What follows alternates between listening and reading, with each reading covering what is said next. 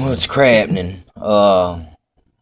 Man, seems like lately, that the biggest problem that the biblical truth or movement has is that it's that the enemy has done so much discord amongst the brethren that it's like all of us dudes are out here.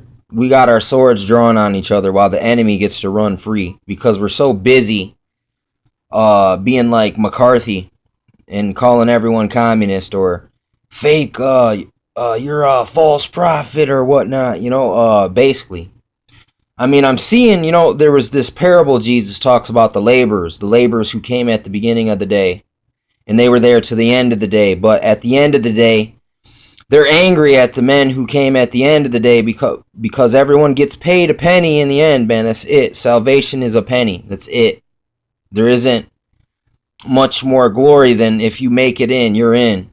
If you were a laborer, you get paid for what you do. And I'm noticing, there's this pride kicking in, and and some of the people who've been doing it for a long time, and they feel like someone owes them something. You know what I'm saying? Which, and listen, the Bible says give credit where credit's due. That's why I always call out, the people that that I've studied their work, and I appreciate all these older uncles, man, that have spilled a lot of beans, man, on the whole situation and brought a lot of things into perspective.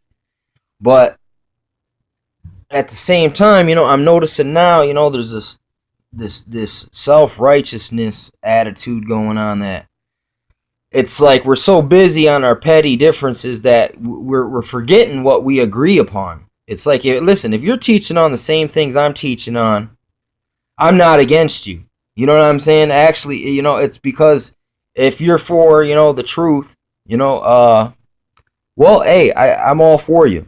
I mean, I understand we're all at different understandings and at different times in our life, different ages, different perspectives of different upbringing, different situations and experiences we've had in our lives that gives us a unique perspective.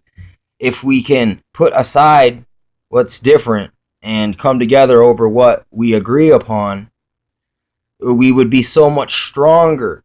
See, at least the Illuminati and it seems like, Satan's kingdom is divided. So if we be divided, are we truly of the Father's kingdom?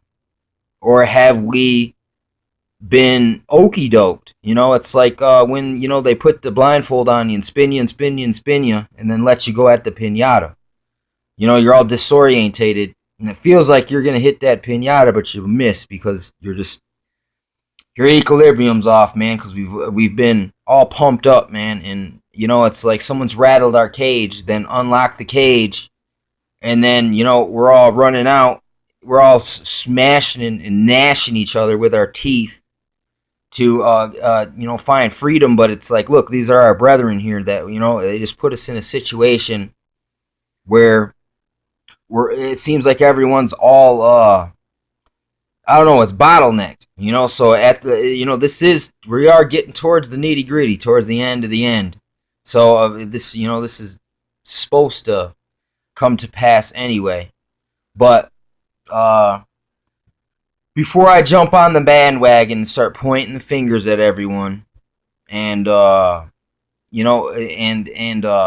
to this chaos, I'm going to try to check myself, catch myself, take a step back, remember what's important. That this isn't for my glory at all, dude.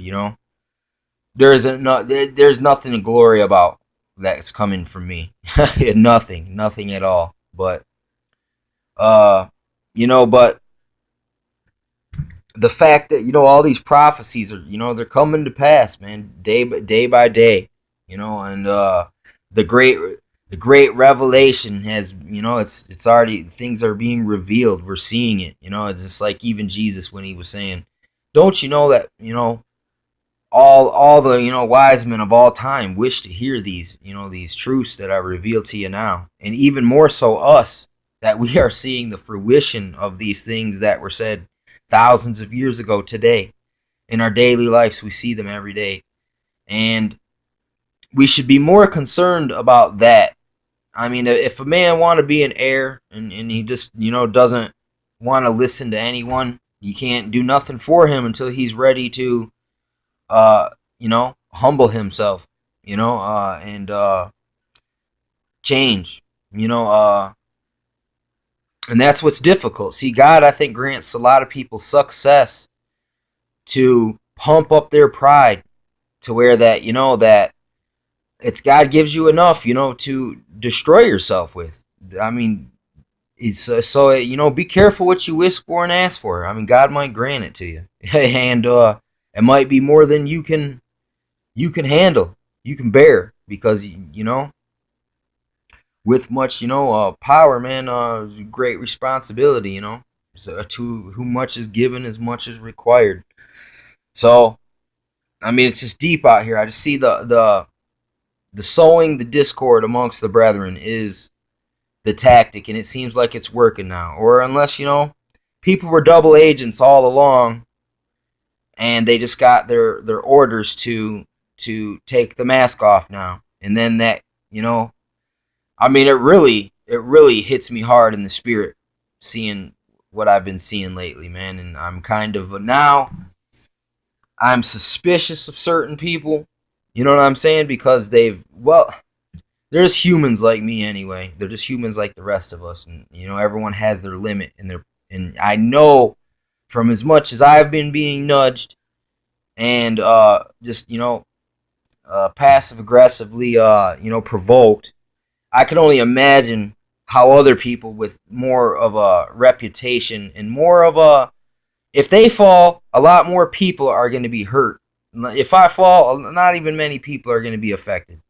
People close to me, yeah, I mean, I'm a semi-influential person, but not really, not anymore, because since I have no success, therefore I mean, even though my advice, my perspective may be good and accurate, but since I don't have success, people still take it very lightly, because you know what I'm saying, it's just coming from Mr. Shoeshine, basically. That's how I perceive people see me, and I mean, that's cool.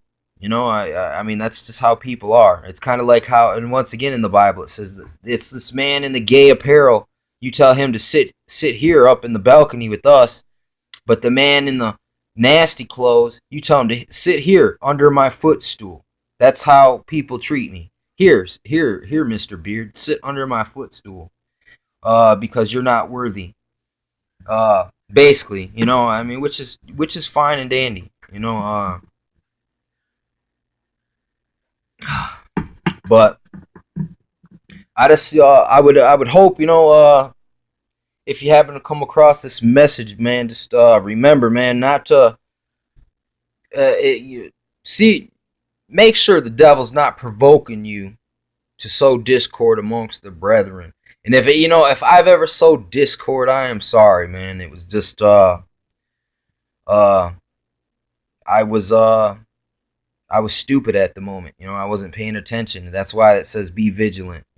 Be sober minded. When it says sober minded, it's got more so to do with keeping a calm, logical, rational, God orientated, Bible, biblical orientated, truth orientated mind. It's not necessarily because you smoked a joint that your sobriety. It's not that kind of sobriety that we've been taught. It's a kind of it's your spiritual sobriety. You know how someone can be overly spirited, or they can be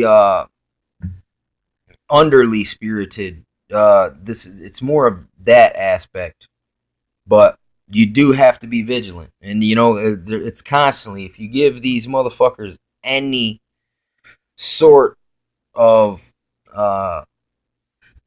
if you reveal anything to them, it'll be used against you somehow. I mean, and that's it's the same principle, that you use against them anytime they make mistake, you point it out, and then you use it as a platform to expose something. And it's the same thing they're doing with us. They're just, they're seeing if you got pride, well, they're gonna somehow make you act a fool. You know what I'm saying? Uh, if you have a lot of stuff, well, they're gonna use that against you. If you have success or failure, that will be used against you. It's just whatever you're doing, that's gonna be used against you, and then they're gonna try to turn us on one another, and we can't let this happen. And I see it happening. You know what I'm saying? And it sucks. I don't like to see it. It just gives me a bad feeling. But anyway, do not sow discord amongst the brethren. You know what I'm saying? Catch yourself.